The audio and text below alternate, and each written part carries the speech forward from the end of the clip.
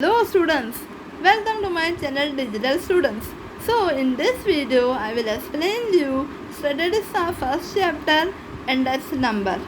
इस वीडियो में आगे बढ़ने से पहले अगर आपने मेरे चैनल को अभी तक सब्सक्राइब नहीं किया तो पहले सब्सक्राइब कर लो, क्योंकि फ्यूचर में बहुत सारी वीडियो आपको और भी अच्छी मिलने वाली हैं। और बेल आइकन तो ज़रूर दबाना, जिससे हर वीडियो की नोटिफिकेशन आपको सबसे पहले मिले।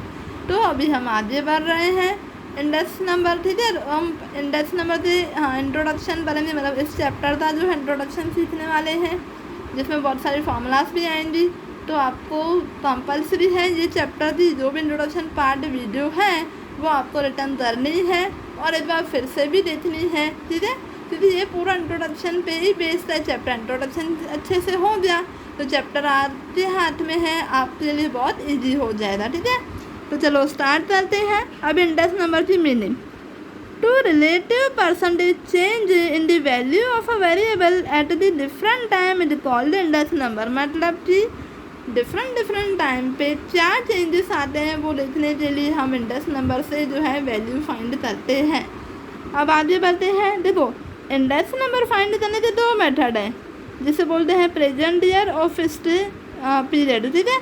तो प्रेजेंट ईयर को हम करंट ईयर भी बोलते हैं और फिक्स्ड पीरियड को हम बेस ईयर भी बोलते हैं।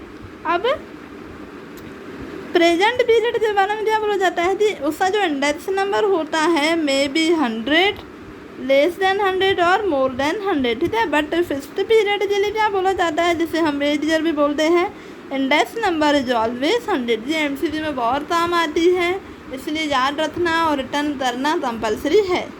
अब कैरेक्टराइजेशन में आगे बढ़ते हैं। फर्स्ट है इससे, it is free from unit. जब हम अलग अलग मेथड से इंडेक्स नंबर फाइंड करेंगे तब उसका जो आंसर है यूनिट मतलब 1 नहीं आता, 1 से छोटा ही आता है। अब जो बी पार्ट है कंपैरेटिव मेजर, इंडेक्स नंबर जो है वो क्या है, कंपैरेटिव मेजर है, कंपैरिजन बताता है।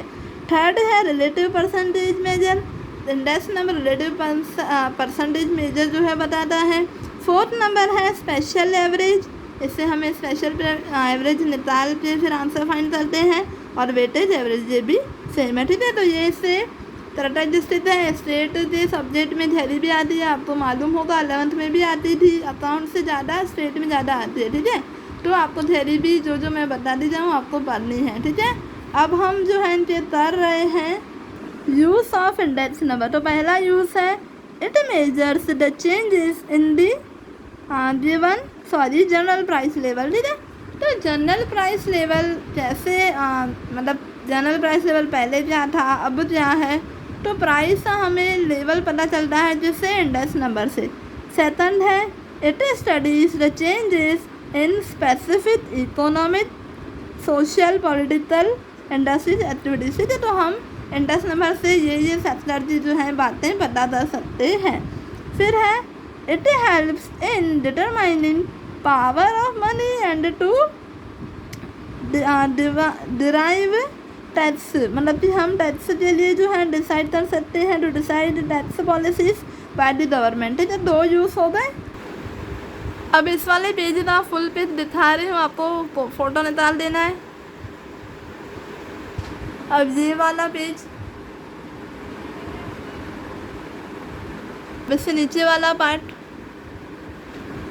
अब आगे बढ़ते हैं। इसमें third it is useful for agriculture policies. अब देखो एग्रीकल्चर पॉलिसीज भी इससे आधार पे निकाली जाती है। नेक्स्ट है it is useful to control foreign exchange. Foreign exchange के लिए भी ये यूज़फुल है, उनको कंट्रोल करने के लिए क्या इंडेक्स नंबर ये याद रखना, डूमा का क्वेश्चन है। फिर है it is called the barometer of the economy, ठीक है। ये तो मोस्ट IMP है, MCQ में आता ही है। क्या इंडेक्स नंबर क्या है, बैरोमीटर ऑफ द इकोनॉमी। अब हम इसमें नेक्स्ट सीखने वाले हैं कंप्यूटेशन ऑफ इंडेक्स नंबर। तो अलग अलग मेथड है। फर्स्ट है लास्ट ईयर्स इंडेक्स नंबर, जिसे IL के थ्रू शो किया जाता है। Paasche's index number which is denoted by IP।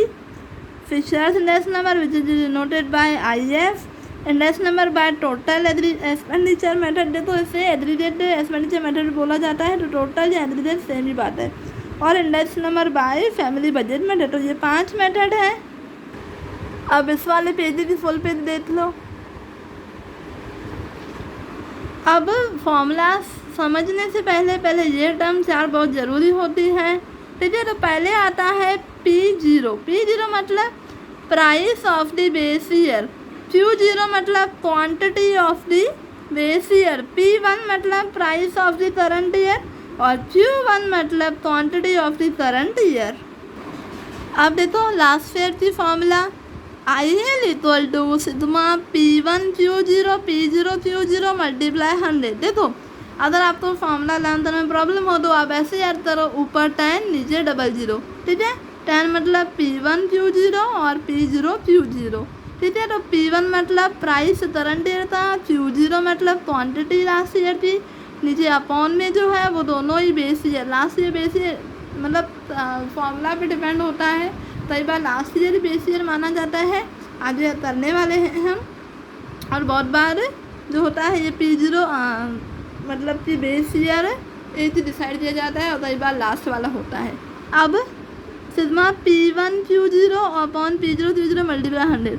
अब पार्शियलिटी क्या है, पार्शियलिटी है IP equal to sigma P1 Q1 upon P0 Q1 multiply 100। ऐसा जैसे याद रखोगे 1101, ठीक है। तो दोनों की फॉर्मूला में फ़र्क दे दो, ऊपर 1000 और इधर 1101। अब लास्ट फिशर से दो फॉर्मूला होती हैं, जब बड़ा सम है तब ये वाली जो है यूज़ करते हैं और जब छोटा सम हो तो ये वाली, ठीक है। मोस्ट ऑफ बच्चे यही वाली नीचे वाली जो है डिसाइड करते हैं। अब इसी पढ़ते हैं sigma P1 Q0 upon sigma P0 Q0 multiply sigma P1 Q1 upon P0 Q1 और पूरे का रूट और मल्टीप्लाई में 100, ठीक है। जब नीचे वाली फॉर्मूला यूज़ करो तो तब मल्टीप्लाई में 100 मत करना, ऑलरेडी इंक्लूड होता है, बट अगर ऐसे करो तो 100 करना, ठीक है। ये देखो इन फॉर्मूला से फुल पे फोटो निकाल दो।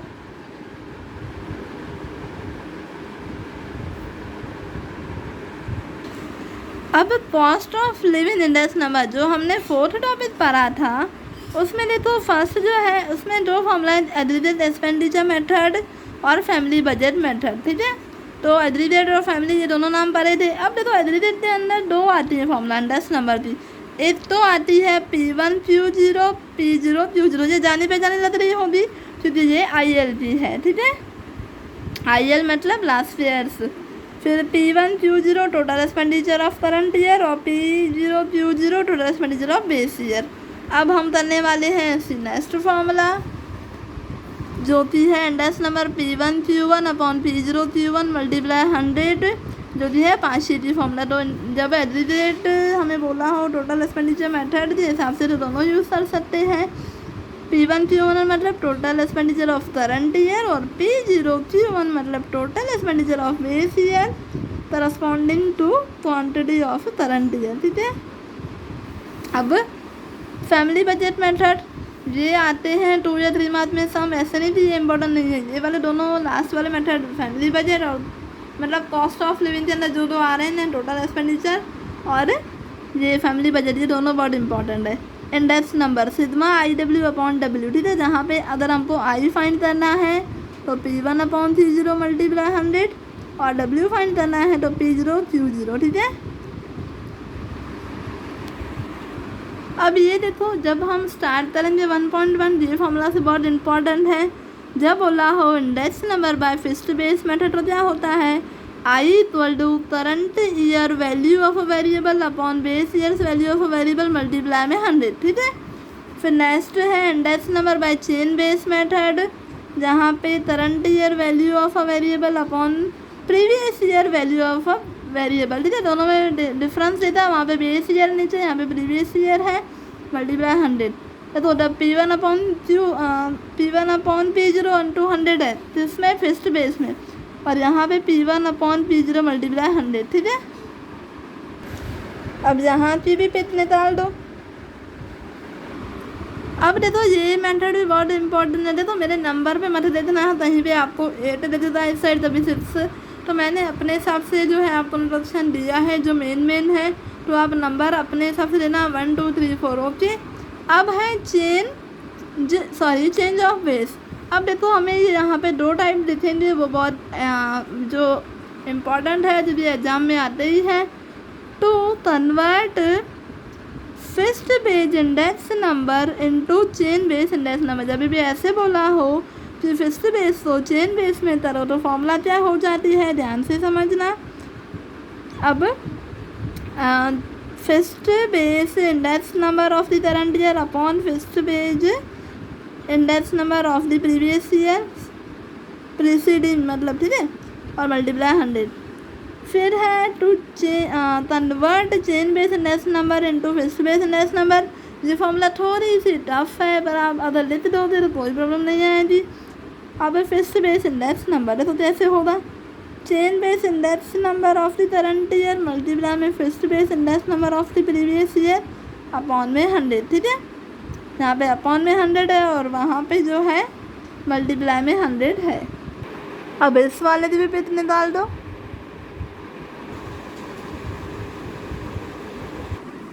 अब देखो रियल वेज भी formula, real wage equal to wage upon cost of living index number multiply 100। जो छोटी छोटी फॉर्मूला बहुत काम आने वाली है, तो आपको लिखनी भी है और प्लस में लर्न भी करनी है। जब तक मेरी न्यू वीडियो नहीं आ जाती तब तक आपको ये इंट्रोडक्शन दिन में 2 बार कंपल्सरी है पढ़ना। अब है परचेसिंग पावर ऑफ मनी, तो उसी फॉर्मूला लिख लेते हैं 1 upon cost of living index number multiply 100। फिर है रेट ऑफ इन्फ्लेशन, तो रेट ऑफ इन्फ्लेशन की जो फॉर्मूला है वो है wholesale price of index number of current year minus wholesale price index number of previous year upon wholesale price index number of previous year multiply में 100, ठीक है। ऊपर 100 है, आप बोले चाहो तो इस साइड लिखना। अब इससे भी फुल पेज देख लो और निकाल के फिर रिटर्न करना। अब last but not the least, इसमें छोटे छोटे नोट्स पढ़ने वाले हैं जो आपको बहुत हेल्प करेंगे इस चैप्टर में। तो फर्स्ट है purchasing power of money is determined with the help of cost of living index number, ठीक है, फॉर्मूला में भी आपने देखा होगा। फिर index number is determined with the help of cost of living index number inflation, ठीक है, तो इन्फ्लेशन भी cost of living index number से फाइंड होता है और परचेसिंग पावर ऑफ मनी भी। थर्ड है रियल वेज और value of real veg value is determined with the help of cost of living index number, मतलब ये तीनों जो है cost of living index number पर बेस्ड है। फिर है if the price of 2 different periods and is are given, क्या जब हमें जो है वेट दिया हो या तो पीरियड दिया हो गिवन, और if the price of 2 period, तो हमें क्या करना होता है, फिर से पढ़ लेते हैं। If the price of 2 different period weight are given और if the price of 2 periods and percentage expenses for different items are given, तो calculate the index number by family budget में रेडी था। हमें जब इम्पॉर्टेंट वाली बात है, जब हमें वेट दिया हो और पीरियड दिए हो, ठीक है, और प्राइस भी साथ में दिया हो, परसेंटेज एक्सपेंसेस भी डिफरेंट आइटम से दिए हो, तो फैमिली बजट मेथड यूज़ होता है। ये आपको हिंट मिल रही है कि किस टाइम पे कौन सा मेथड जो है यूज़ करना होता है। अब यहाँ पे पढ़ लेते हैं। If the column of unit is given in the data, it is required that the price of the item is given in that unit, ठीक है। फिर इसमें आगे बढ़ते हैं।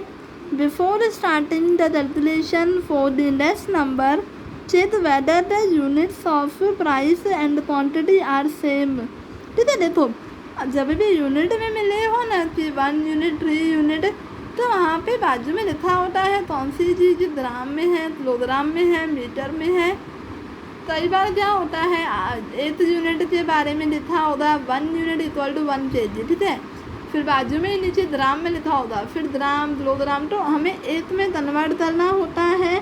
तो बचपन में हमने जो सीखा था ना convert gram kilogram metre centimetre litre millilitre, तो वो यहाँ पे थोड़ा बहुत हमको हेल्प करने वाला है। नेक्स्ट है ये बना 3 paragraph, last paragraph. If they are not the same make them to the हमें सेम करना होता है and then only start the resolution. वो आपको पता चल जाएगा, आपको सिर्फ याद रखना है। फिर पेजिस में हो तो पेजिस में करेंगे, ग्राम में तो ग्राम में। यूनिट जो होते हैं ना, मतलब नंबर जितने प्रोडक्शन है, तो वो एक टाइप का हमें करना होता है। ठीक है, अब मैं आपको दोनों भी पिक दिखा देती हूँ। ये देख लो पहले ऊपर वाला, अब ये नीचे वाला, अब ये वाला। So I finished my introduction part. ठीक है, यहाँ पे मेरा इंट्रोडक्शन पार्ट ख़त्म होता है। ये वीडियो कैसी लगी कमेंट में ज़रूर बताना। इस वीडियो को अगर पसंद आती है आपको तो शेयर और लाइक ज़रूर करना है।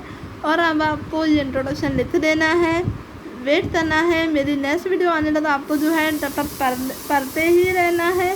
ठीक है, तो आई होप मेरी ये वीडियो आपको पसंद आई होगी। Thank you for listening me. See you in the next video.